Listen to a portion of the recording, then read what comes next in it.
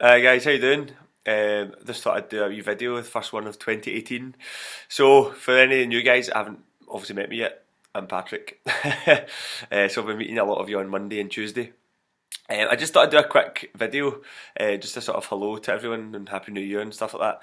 Also, I got a message from a new person last night who was saying that they were really looking forward to starting, but they've been kind of under the weather the last few weeks with a sort of flu cold virus type thing, and they're feeling a bit like bleh, I think. They're not feeling that they're sort of as strong as they would have been if they'd been able to feel a bit better and stuff. So I just thought I'd put a wee video up about it actually, because I think everyone's seems to have some sort of cold and virusy type thing. So mainly new folk, like don't worry if you've sort of had a really tiring fortnight. Sometimes I think the Christmas holidays are more tiring than when you're at work because there's so much. You feel obliged to drink and stay up late with your family and friends, and then if you've got kids and stuff, you're up early the next day anyway, and all that kind of thing. So certainly, I find it I find it quite a tiring time. I've got that coldy flu thing that everyone seems to be getting as well. So my point is, if you're feeling if you feel like you're not quite ready to start training yet, like don't worry, like there are plenty of folk in the same boat. So the best thing to do is to turn up and be at the shed on Monday and Tuesday, and you will not look back. I promise you. So you have nothing to worry about. Okay, so returners, there's plenty of you. I'm looking forward to getting back into the action and seeing you all. I'm aiming to get the session videoed before the end of the week and sent out to everyone, so that again the plan will be to try and get tore right in and do the vast majority of the full session on day one. So maybe I did practice the warm up a wee bit as well, practice the warm up to give you a wee bit of a workout, because we'll hopefully go through that, a mini version of that as a group on Monday and Tuesday. Again, new folk, especially, you'll feel quite motivated after the first week or two. My main message I would say to anyone, also those that already know the main messages that we try and sort of deliver to folk, is that have patience and remember you're here to do a 12-week block.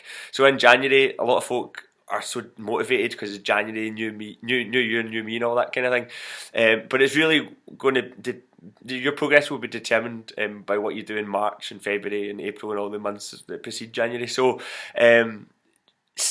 try and remember that, okay? And try and remember why you're here. You're not here to lose as much weight as you can, as quick as you can. You're here to progress athletically in terms of getting stronger, fitter, faster, improve your stability. There's going to be a lot of stability work the first few weeks, core, knee, hip, that kind of thing.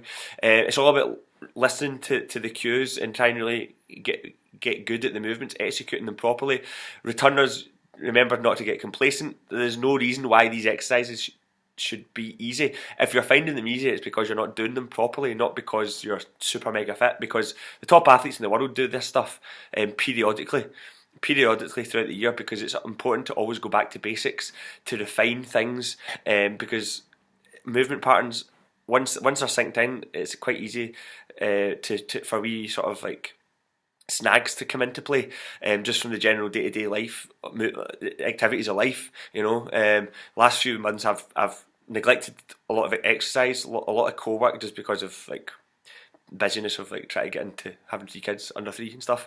And what I've found is that I've started to get a bit of back pain, and it's nothing mad. There's no mysterious reason for it. It's because I've not been doing as much core work or any core work that I normally do.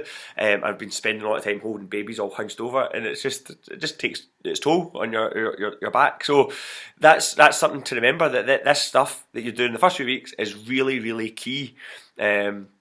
This is the stuff that will really get you set for the rest of the weeks.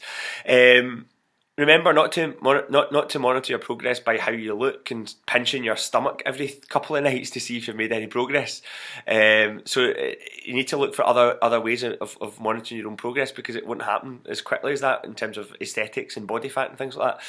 So just find your reason to train, okay? And focus on the training and the performance, and focus on what you can do outside of the sessions. You need to walk more. If you don't walk a lot, you need to think about doing that. Set yourself targets, whether it's 45 minutes a day, an hour a day, depends on where you've come from. If you already walk 15 minutes a day, double it to 30 minutes. If you don't walk at all, get it to between 15 and 30 minutes daily as quickly as you can. These are the things that make the difference. 2 to 3 training sessions a week is enough to make you stronger, fitter and faster, especially if you've come from a background of not doing anything. But ultimately, when it comes to body composition and body fat, training is irrelevant. Okay, you're going to have to, new guys especially, you're going to have to get that through your head, because I understand that there's a bit of a misconception that exercise is the key to fat loss. It's not. It's completely not. It's all about the context of what you're doing in relation to your diet. So you need to start prioritising that more so than the exercise. The training will obviously help motivate that desire to want to eat better anyway, and synergy, they work really well. But my point is, get your nutrition sorted. Start thinking about nutrition. Obviously, we're going to start delivering more and more information on that. But returners as well, you're the same boat. Everyone's probably eaten a bit too much, drank a wee bit too much over the Christmas holidays. You'll be feeling a bit lousy. So you know what to do. It's just a case of doing it.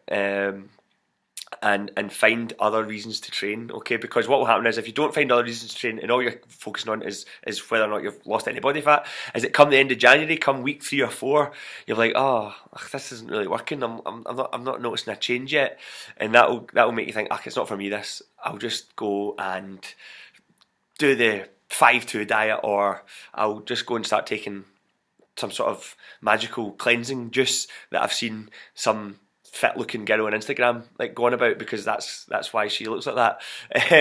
And these are the things that happen. This is what people just end up like in a vicious circle of never really getting anywhere, because one, they don't have the patience to sort of see it through, and two, they focus too much on the sort of superficial elements of health and fitness, which is aesthetics.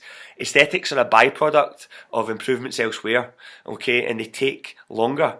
So you need to remember that. So don't be weighing yourself every couple of days to see if you've lost weight. Don't be checking the mirror every second day and, as I said, pinching your stomach to say, oh, I've still got a wee bit of fat here. You're going to have a wee bit of fat there, right? It's normal.